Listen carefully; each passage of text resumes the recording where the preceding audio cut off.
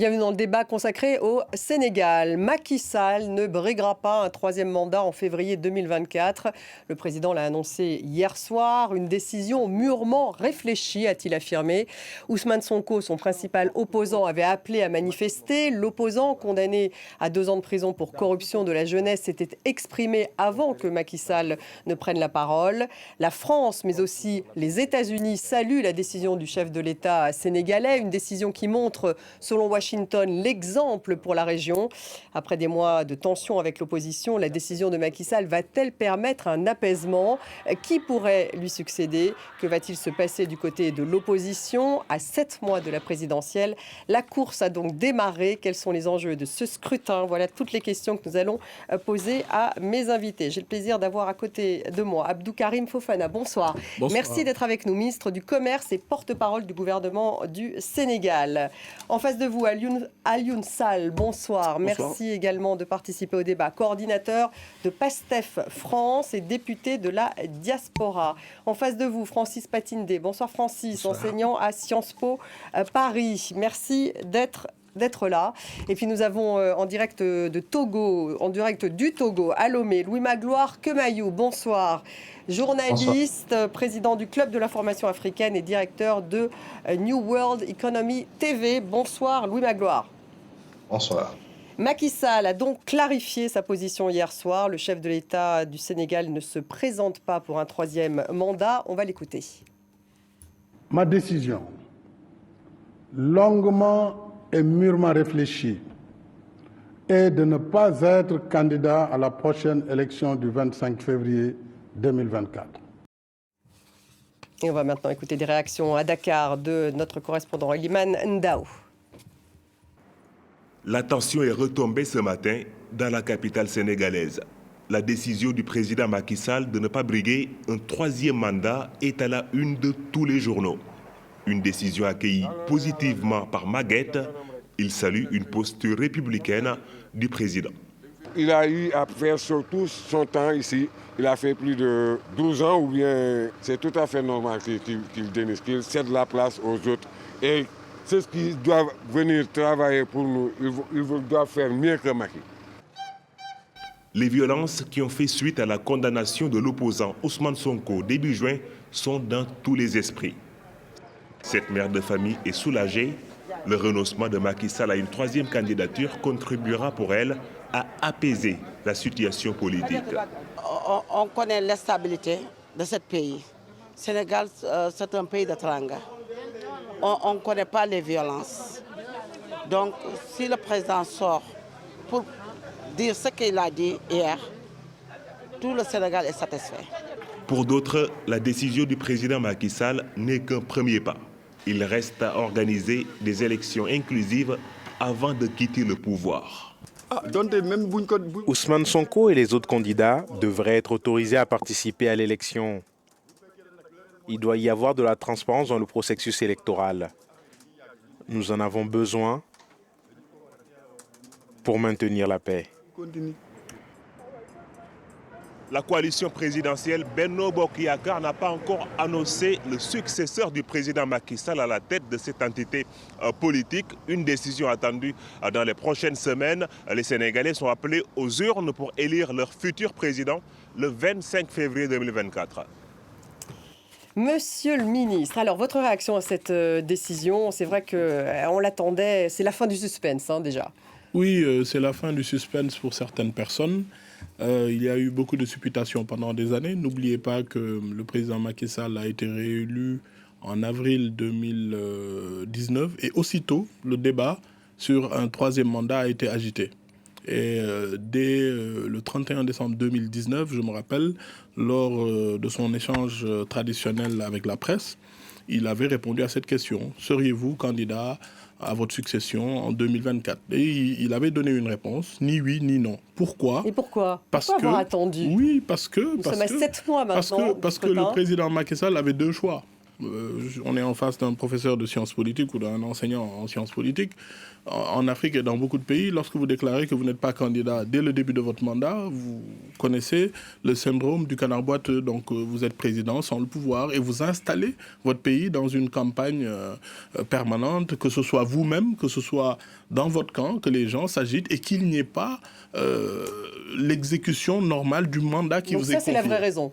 C'est la vraie raison, d'abord. Parce que si nous suivons sa démarche, depuis ce jour, il a maintenu cette sorte de mystère, mais avant même les événements de juin, vous l'avez entendu dire à l'opposition, dans le cadre du dialogue, venez me dire ce que vous voulez. Si vous voulez que je ne sois pas candidat, ce n'est pas un sujet tabou. Posez-le dans le dialogue national et j'apprécierais. Vous souhaitiez qu'il ne soit pas candidat vous-même? Moi, je fais partie de ceux qui souhaitaient qu'il soit candidat, je l'assume. Mais naturellement, vous avez vu la dernière fois, 575 élus territoriaux sur 601 au Sénégal souhaitaient qu'il soit candidat. Et ben, il a dit que lui, son objectif, c'est de maintenir le Sénégal dans la stabilité et l'émergence et qu'il fallait dépasser les questions de personnes et que le Sénégal recèle assez de leaders capables de continuer le travail qu'il a entamé. C'est plus sage. C'est très sage. En même temps, moi, j'estime personnellement que le Sénégal est aussi dans une situation où beaucoup de périls nous guettent. La violence politique, la manipulation politique, des habitudes politiques que nous n'avions pas, que certaines formations politiques ont apportées. Mais c'est un choix personnel, il faut lui reconnaître. On a assez de leaders, comme il l'a dit. Le Sénégal On va y revenir, va au-delà sur, des questions personnelles. Sur la course, parce qu'on peut dire que le coup d'envoi est lancé finalement pour la campagne, avec justement ce discours de Macky Sall. Alioune Sall, votre réaction, vous êtes du côté de Sonko, vous, donc du parti Lui, il avait appelé à descendre dans la rue avant d'ailleurs la déclaration de Macky Sall. Quelle que soit cette déclaration, finalement, est-ce que ça a été suivi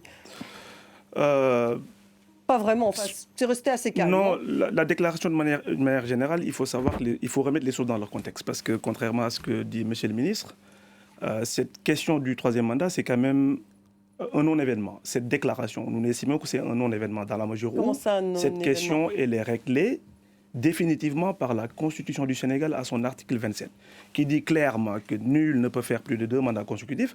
Macky Sall étant dans son second et dernier mandat, donc juridiquement, cette question était déjà réglée depuis très longtemps. Mais cette décision, quand même tardive, a eu des conséquences désastreuses sur le Sénégal, parce qu'il faut savoir qu'aujourd'hui, on compte quand même plus de 650 personnes qui sont dans les prisons. Une cinquantaine de morts aujourd'hui, contrairement à ce que le ministre dit, franchement, de manière mais c'était incompréhensible.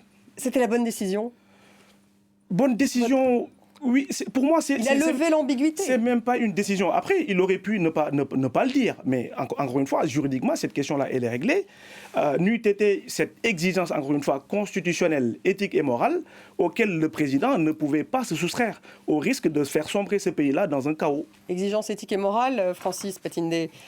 On a quoi? Éviter un scénario plus compliqué? Là, est-ce que ça va aboutir à un apaisement?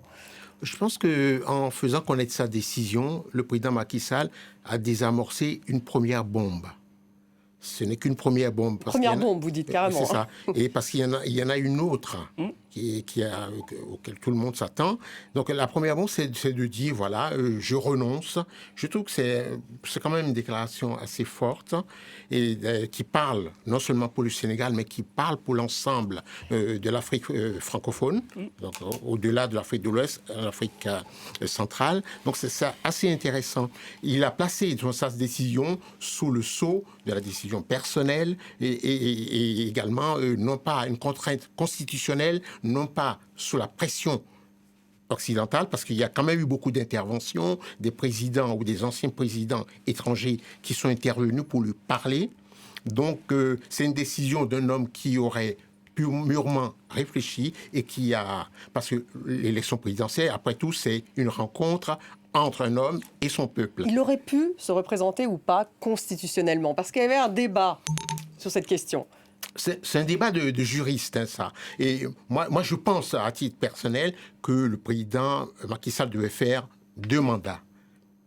Et puis, donc, qu'il était au terme de ses... Donc un mandat de 7 ans et un mandat de 5 ans. Et c'est quand, Parce voilà. que là, effectivement... Il a fait autant que Ouad, et qui a fait 12 ans également à la tête de l'État. Et qui s'est présenté en revanche. Est-ce que vous, monsieur le ministre, vous pensiez qu'il fallait remettre les compteurs à zéro parce qu'il a fait une fois 7 ans, chacun une seule fois 5 interprète à sa ans façon, mais je rappelle à l'honorable député Aliou Sall que la loi est ce que le juge dit qu'elle est. Le Conseil constitutionnel, en 2016, a indiqué que le premier mandat du président Macky Sall était hors de portée de ce comptage et qu'il pouvait faire un autre mandat. Mais le plus important, c'est qu'il ait choisi de ne pas y aller. De ne pas y aller. Et surtout que M. Sall soit en contradiction avec ce que Ousmane Sonko et Barthélémy Diaz ont dit dans le passé, que Macky Sall pouvait être candidat et qu'il en avait le droit.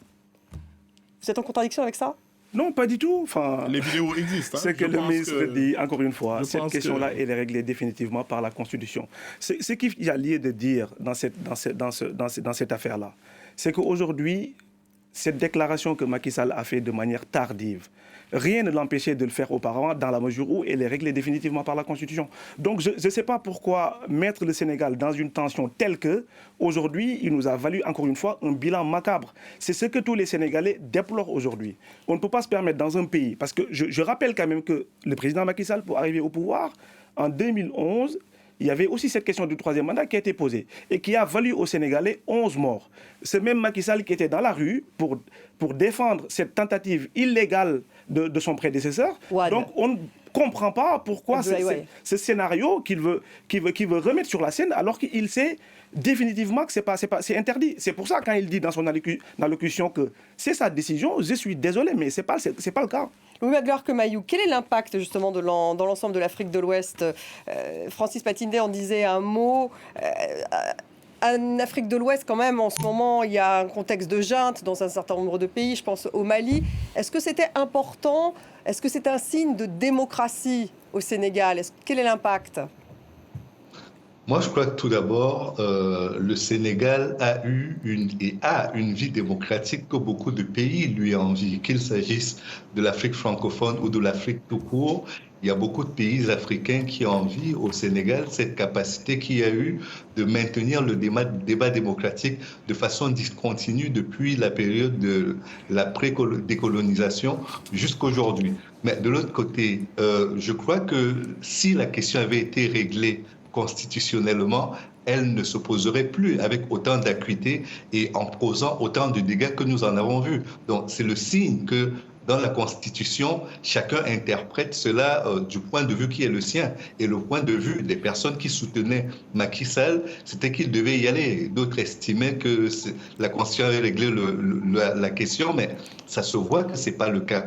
Dans un pays comme le Niger, par exemple, où la question aurait pu se poser également.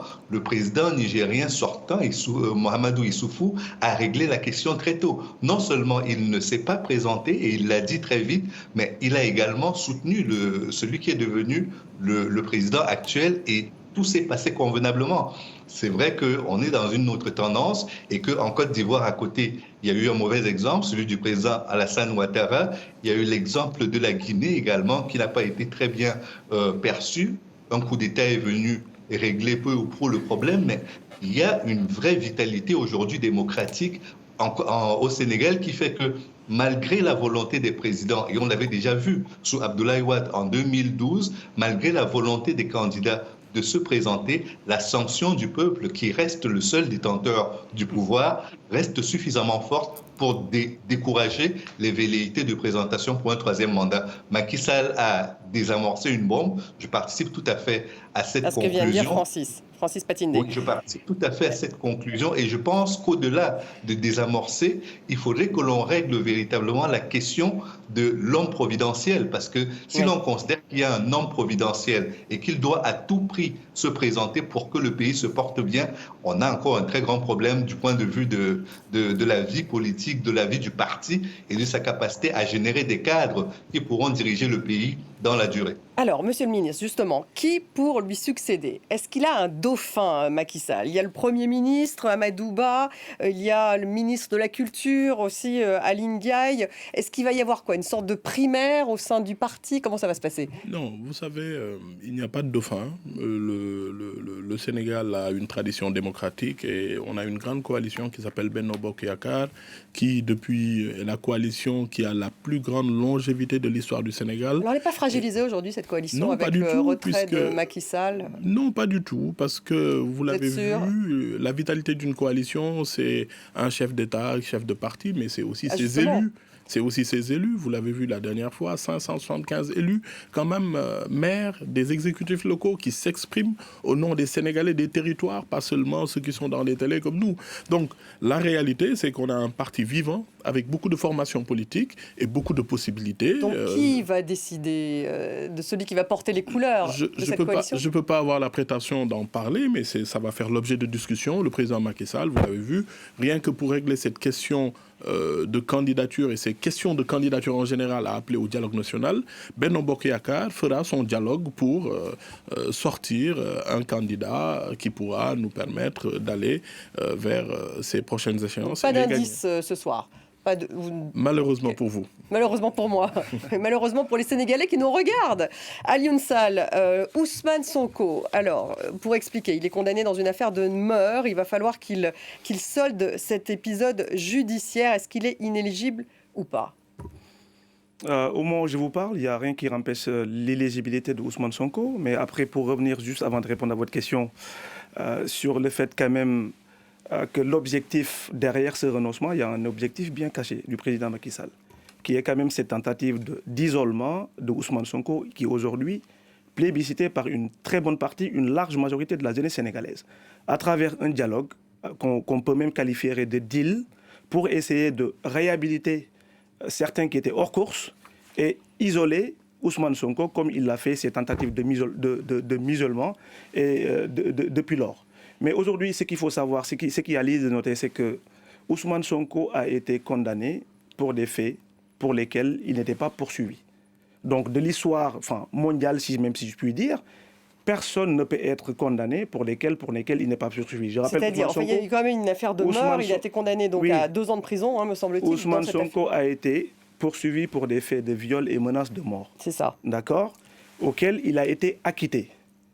Donc, par un stratagème sorti de ne sais pas d'où, le juge, quand bien même dans l'ordonnance de renvoi, il était corruption de la jeunesse, marqué c'est ça, nulle part ce délit, encore une fois, que le juge a sorti de je ne sais plus quel chapeau, a voulu condamner Ousmane Sonko. Donc dès lors... Donc vous contestez la condamnation Cette condamnation pour nous, elle est nulle et non avenue. Et d'autant plus qu'aujourd'hui, il y a des mécanismes juridiques qui permettent aujourd'hui Ousmane Sonko, vu qu'il a été condamné par contumace, de pouvoir librement de se constituer prisonnier, ce qui allait anéantir en tout cas tout bonnement cette condamnation. Donc aujourd'hui, Ousmane Sonko garde tous ses sens d'être éligible et il est électeur.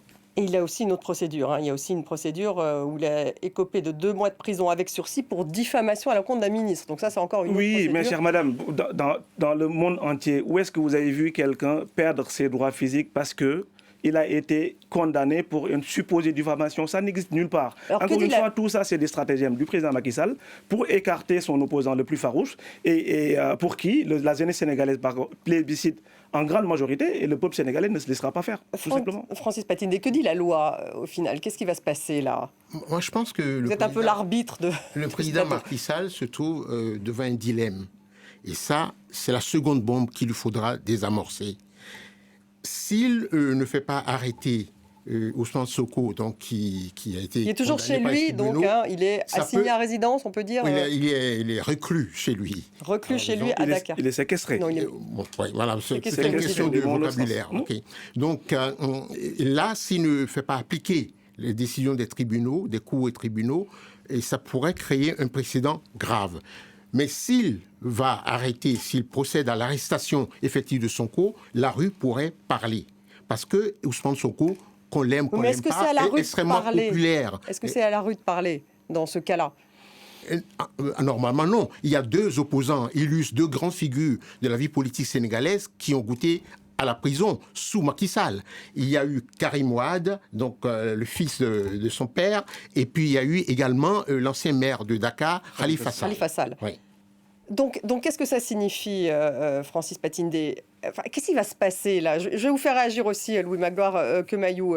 Monsieur le ministre, puisque vous êtes justement, qu'est-ce qui va se passer en ce qui concerne le destin de Ousmane Sonko ? Que les téléspectateurs, y compris ceux qui ne sont pas sénégalais, qui nous regardent, comprennent bien. Est-ce que ça veut dire qu'on va aller le chercher chez lui pour justement que justice soit rendue ? Est-ce que il lui reste un recours, me semble-t-il, s'il se constitue prisonnier, justement, il peut demander un nouveau procès. Et dans ce cas-là, sera-t-il éligible ? Alors, madame, nous sommes dans un état de droit. Le droit a été dit. Moi, je suis de l'exécutif.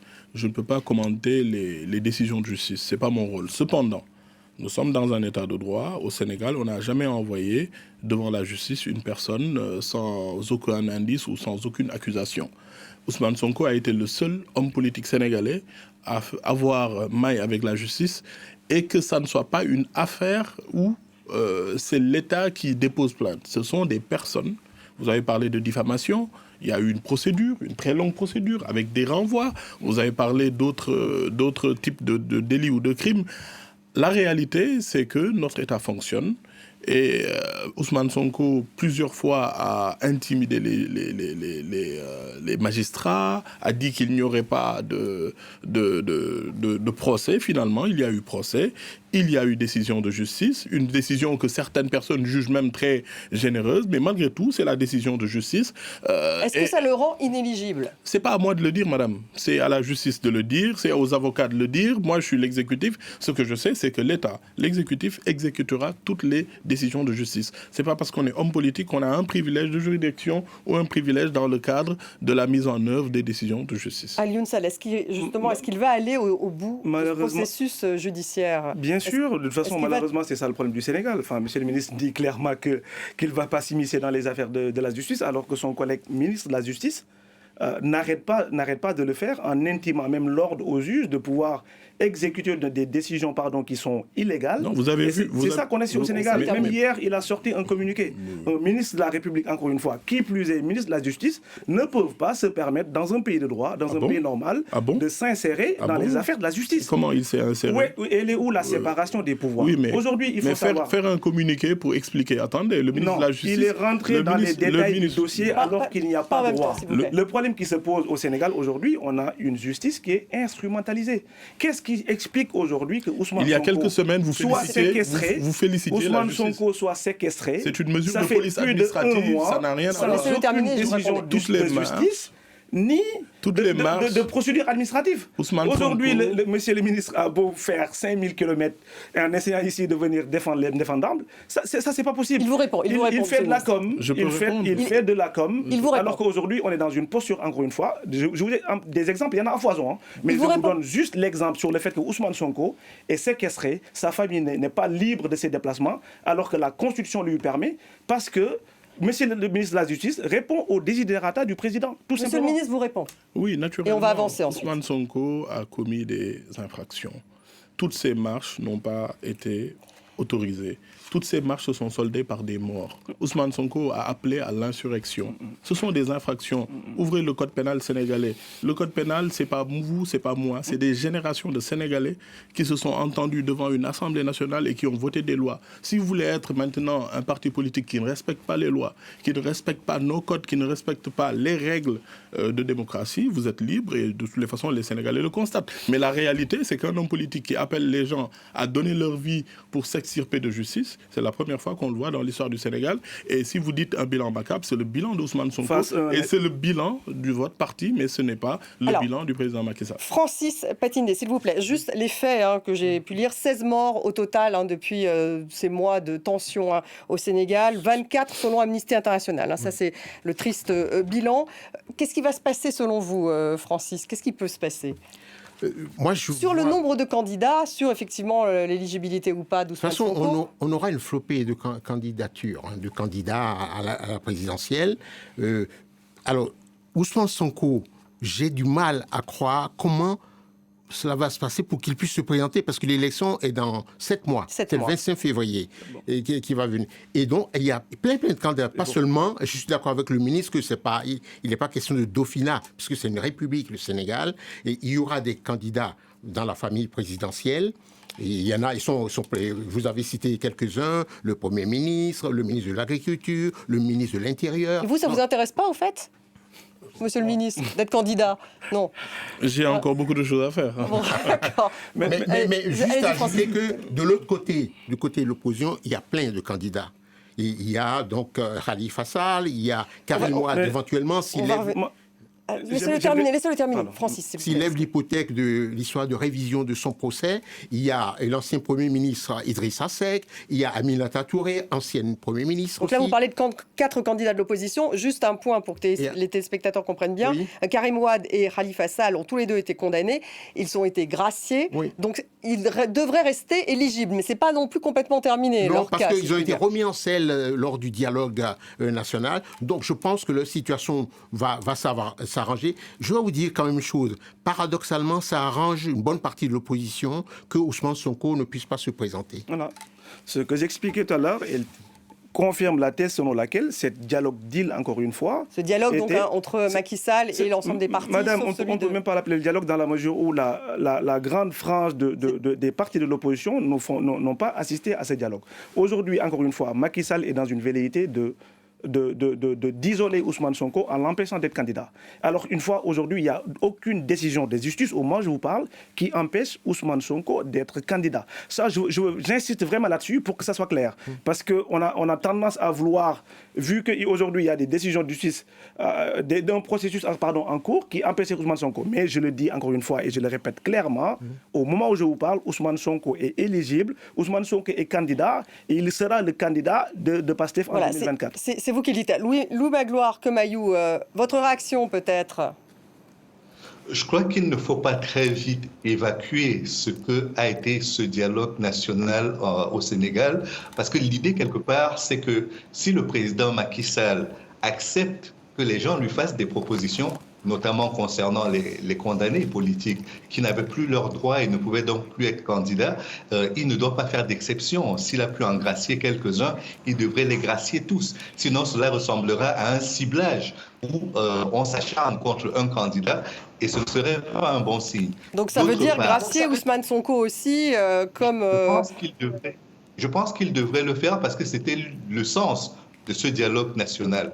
D'autre part, il y a sur le parrainage des candidatures également des propositions qui ont été faites. Donc je pense qu'il faut d'abord vider tout ce qui a été dit pendant le débat national, le mettre en application et après on verra qui sera capable de se présenter ou pas. Et puis de toute façon, le président Macky Sall a entre ses mains, maintenant que la justice s'est prononcée concernant Ousmane Sonko, la capacité de dire je le gracie ou je ne le gracie pas, sachant qu'il y a quand même un enjeu qui est celui de la stabilité du pays et je pense que c'est cela qu'il avait en toile de fond en décidant de ne pas se présenter. S'il veut aller jusqu'au bout de sa logique, je pense qu'il devrait remettre les compteurs à zéro et permettre à tous les acteurs politiques de se mettre sur la ligne de départ de cette élection présidentielle afin que le peuple sénégalais fasse son choix comme il l'a toujours fait. Francis Patini, sur cette idée de on gracie tout le monde. Non, généralement la grâce intervient après un début d'exécution de la peine.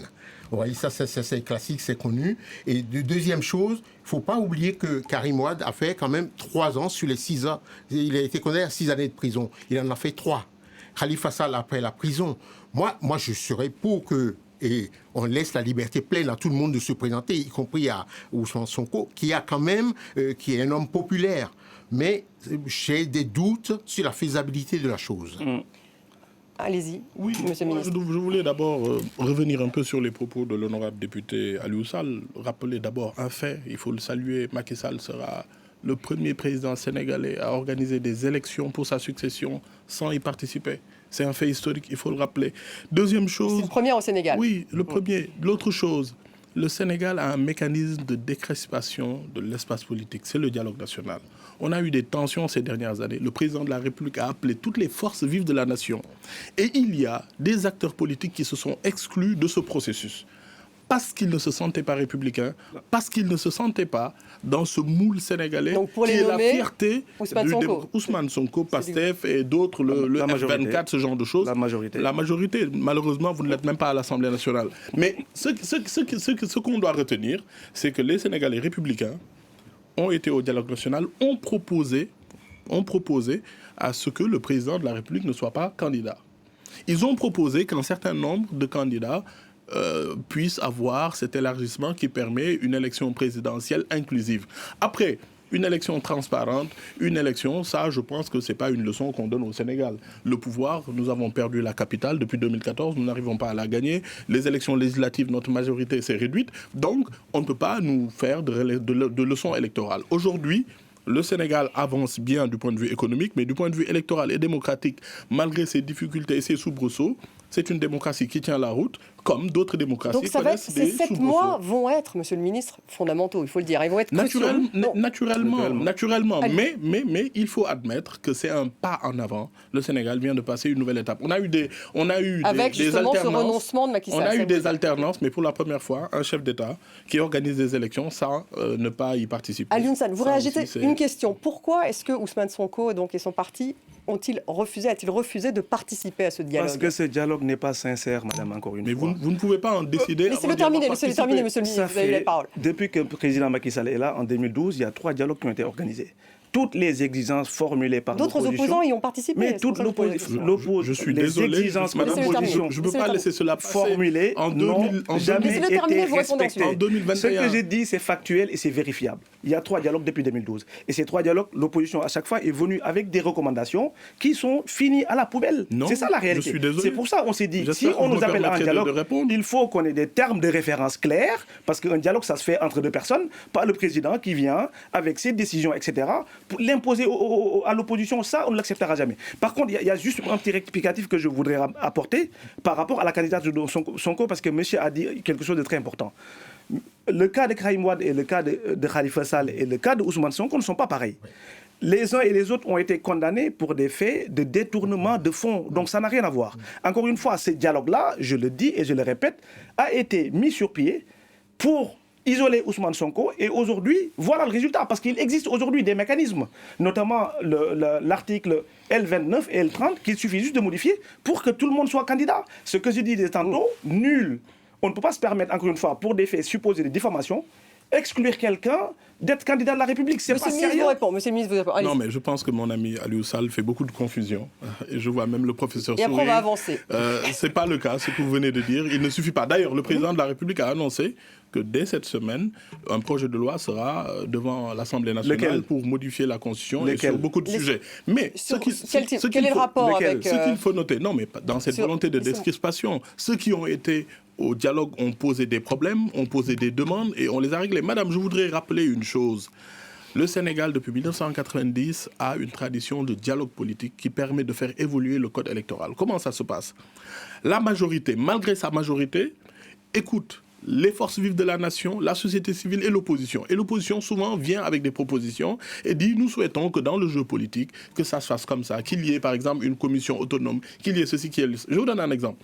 En 2021, avant les élections locales et législatives, l'opposition est venue avec 27 points au dialogue politique pour demander des modifications dans le code électoral. Et la majorité écrasante a accepté que ces 25 sur les 27 points soient acceptés. Aujourd'hui encore, beaucoup de points ont été agités par l'opposition et la majorité l'a accepté. Donc ceux qui ne sont pas venus au dialogue n'étaient pas républicains. C'était le dialogue des républicains et de l'autre côté, c'était ceux qui sont les fossoyeurs de la République, les promoteurs de la violence et des invectives. Ok. Vous pouvez répondre rapidement et après on va avancer. Je voudrais qu'on parle des réactions internationales. Non, c'est juste par rapport à ce que disait le monsieur le ministre. Encore une fois, il est dans la com, il est dans son rôle et on comprend. Encore une fois, aujourd'hui, ce qui se passe au Sénégal par rapport aux propos, encore une fois, qui ont été posés, c'est quelque chose qu'il ne peut pas défendre. Est-ce que vous pourriez soutenir un autre candidat que Sonko si jamais il était... Notre seul et unique candidat, c'est Ousmane Sonko. Encore une fois, aujourd'hui, il n'y a rien qui ne l'empêche d'être candidat et il sera candidat. Ça, au-delà même d'être légal, c'est une demande populaire, encore une fois. comme il disait tout à l'heure, quelqu'un qui est condamné, c'est lui. Jamais de l'histoire politique, on l'a vu. C'est-à-dire qu'eux-mêmes, ils ne sont même pas clairs dans les décisions de justice qu'ils prennent.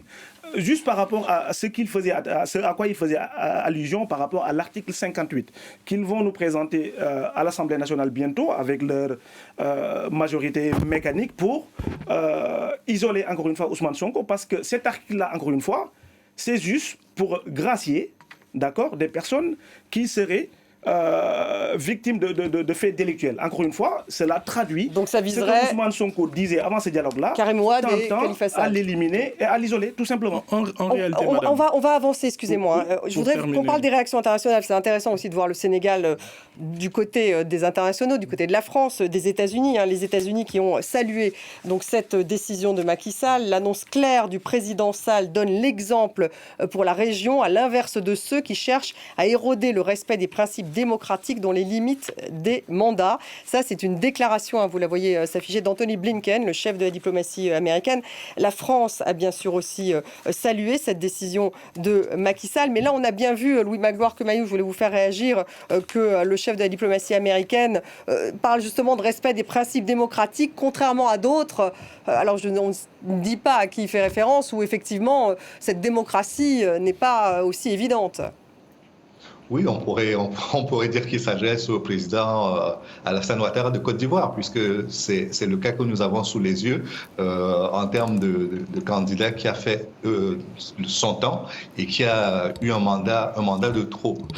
Ce que je voulais dire, c'est que c'est vrai qu'aujourd'hui, la question de la judiciarisation de la politique se pose et que par moment, la justice est l'instrument qui permet d'écarter des candidats quand on a l'impression que sur le plan populaire, on ne peut pas faire autrement que de les laisser passer et de leur confier les rênes du pouvoir. Mais dans le cas des pays d'Afrique de l'Ouest et d'Afrique francophone tout court, depuis le discours de la Baule, j'ai cette impression que beaucoup de pays ont, même si sur le plan démocratique, ça n'a pas complètement mûri, sont arrivés à avoir quand même une capacité à générer des leaders par moment qui incarnent cette démocratie, qui par moment veulent se séparer de ce qu'on peut considérer comme les leçons données par soit des beaucoup trop difficiles, soit par des partenaires internationaux beaucoup trop intrusifs, ou alors trouver simplement une troisième voie entre les deux.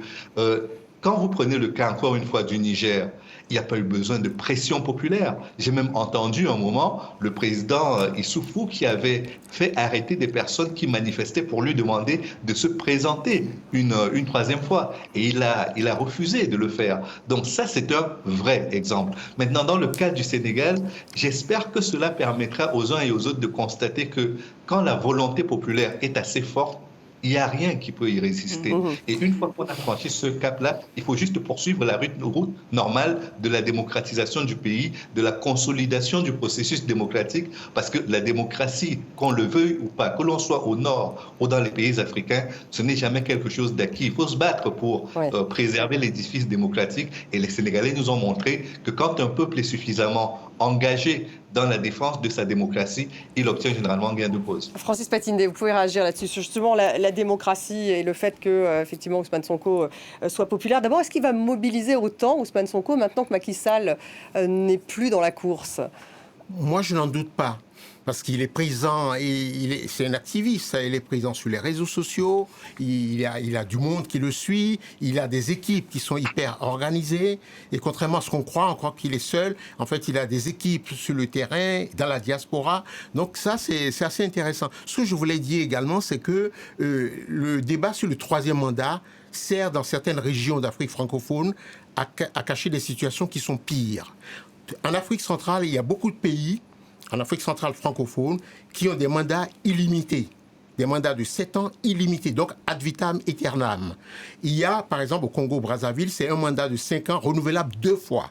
Vous voyez? Donc, les situations ne sont pas semblables. Il y a pire que les troisièmes mandats en Afrique. Mais souvent, on ne le voit pas. Derrière le rideau, il y a autre chose qui est pire. Alors, un mot sur les enjeux, je dirais un peu économiques et politiques, Monsieur le Ministre. Le FMI vient d'accorder un prêt de 1,8 milliard de dollars au Sénégal pour une durée de 36 mois, en s'engageant notamment à réduire sa dette et à améliorer la gouvernance. Ça va être au centre de la campagne qui s'annonce? Non, pas du tout. Je pense que la gestion financière, la gestion de la finance publique au Sénégal n'est pas un problème. Vous l'avez noté depuis des années, puisque le Sénégal, entre 2000 et 2012, et si on compare la capacité d'endettement du Sénégal, la mobilisation financière dans le cadre de la coopération, elle a été multipliée par 5. Oui, mais donc ça suppose stabilité, ça suppose...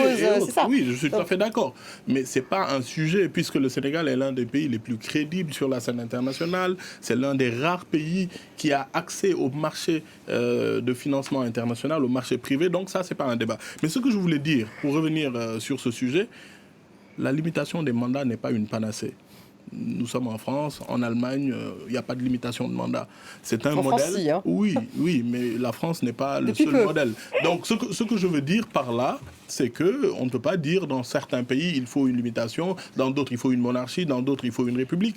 Chaque pays, chaque société s'organise en fonction de ses us et coutumes. Et aussi, l'autre point, c'est que... Mais vous l'avez mis dans votre constitution, donc c'est que ça sert le Sénégal. Oui, mais naturellement. Mais je veux dire que ce n'est pas un sujet sur lequel on doit juste juger. C'est au peuple. Donc ça veut dire que si Macky Sall décidait finalement dans 3 mois d'y aller, ça serait OK. Non, madame. D'abord, c'est au peuple de juger. Première chose, la limitation... C'est constitutionnel ou pas, monsieur? Oui, madame, c'est constitutionnel. Mais vous êtes en face d'un professeur de sciences politiques. Je vous disais que dans le monde, il n'y a pas un seul modèle dans le cadre de la gestion du nombre de mandats. Et ça, on peut le dire, puisque côté de la France, il y a autre chose. Ici, il y a autre chose. Et n'en demeure, ce sont des démocraties. Alioune Sall, allez-y. Le vrai scandale en Afrique, c'est qu'on met la limitation dans la Constitution. Et à l'approche du terme... On change. C'est là. Sauf que là, il n'y a pas eu de changement. Non, il n'y a pas de changement. Je ne parle pas du Sénégal, mais de façon générale. D'accord, donc il faut l'éclaircir. D'où, c'est la raison pour laquelle on parle d'un exemple encore pour le Sénégal. Attendez, la question de la limitation des mandats et autres, moi je trouve que c'est un luxe démocratique pour certains pays. Nous sommes dans un pays où à chaque fois, une troisième candidature, c'est la énième fois que ça se pose. Le président Abdou Diouf a eu une quatrième même candidature. Le président Wade. Mais en dernier ressort, c'est le peuple qui juge. Et pour la première fois, on a un chef d'État qui, avant le jugement du peuple, parce que n'oubliez pas, en 2012, il y a eu des soubresauts, il y a eu des manifestations, malgré tout, le président Wade y est allé. Le président Macky Sall a décidé de ne pas y aller et il s'est expliqué. Alioune Sall, sur cette stabilité quand même, c'est important, ça va faire partie aussi un peu de la campagne au sein de votre parti. Non, mais d'abord, moi je m'étonne que Macky Sall quand même puisse être félicité ou remercié, comme on l'a vu dans votre reportage, pour une décision qui n'en est pas une. Parce qu'encore une fois, il a clarifié, cette victoire, il faut reconnaître le caractère inédit de sa décision. Revient au peuple sénégalais qui ont quand même su se mettre debout et mettre la pression, encore une fois. N'eût été cette volonté populaire du peuple sénégalais pour mettre la pression sur le président Macky Sall, pour lui dire que cette candidature-là, cette troisième candidature, elle est illégale, illégitime et anticonstitutionnelle. Aujourd'hui, Macky Sall serait candidat. D'autant plus que par rapport à ce que M. le ministre dit, aujourd'hui... pour l'instant, il a dit qu'il n'y allait pas. Même pour l'instant, vous avez bien fait de la préciser parce que rien ne nous dit que dans 3 mois, il va revenir dans cette décision. Il a dit qu'il n'y allait pas. Parce qu'on a vu l'affaire Ouattara. Encore une fois, présent, il a prouvé je veux qu'il était un homme de parole. Je veux juste qu'on soit clair sur une question, c'est qu'encore une fois, cette décision n'est pas la volonté personnelle de Macky Sall, comme il l'a exprimé. C'est encore une fois une interdiction de la Constitution, qu'il est clair sur la question. Vous êtes adepte de l'eschatologie. Vous avez posé une question sur la stabilité. Est-ce que... La stabilité, madame, nous, on a un pays, Sénégal, quand même, qui a été chanté dans toute la sous-région pour sa stabilité démocratique. D'accord ? Une stabilité tout court, d'ailleurs. Voilà, une stabilité tout court. Aujourd'hui, par cette boulimie de pouvoir s'éterniser au pouvoir, parce que même si Macky Sall ne se présente pas aujourd'hui, il va tout faire encore une fois pour écarter les personnes susceptibles de pouvoir l'embrasser. En l'occurrence, Ousmane Sonko, qui aujourd'hui reste quand même une hantise qui hante sa sommeil, de vouloir ne pas vouloir le présenter. Mais aujourd'hui, pour revenir sur des questions de stabilité, nous, PASTEF en tout cas, on voudrait que le peuple soit stable et que le président Macky Sall puisse organiser des élections libres, inclusives et transparentes. Il y a d'autres exigences aussi, parce qu'au moment où je vous parle, il y a 650 personnes qui croupissent dans les prisons de Macky Sall parce que c'est des détenus politiques. Il faut que ces gens-là puissent être libérés, que Macky Sall aussi puisse choisir une personnalité indépendante, parce que on l'a vu hier, Justement, chanter les louanges. on verra ce qui va se passer dans les jours qui viennent. On n'a plus le temps, Francis Patindé, un mot de conclusion peut-être. Oui, juste, parce qu'on va connaître un peu tous ces noms, pour l'instant on ne sait pas. Le Sénégal, bon, c'est un pays stable qui connaît des soubresauts, comme tous les pays en devenir. Vous voyez, et moi je suis comblé qu'au mois de février prochain, ou bien au mois de mars, en cas de second tour, que le Sénégal connaîtra un nouveau président qui sera le 5e président depuis l'indépendance. Et ça, il faut dire bravo. Merci beaucoup. Francis Patindé, Alioune Sall, merci beaucoup Monsieur le Ministre. Abdou Karim Fofana, merci d'avoir été avec nous en direct de Lomé. Louis Magloire Kemayou, vous pouvez retrouver bien sûr cette émission sur les réseaux sociaux, sur notre site internet et sur le podcast. Restez avec nous.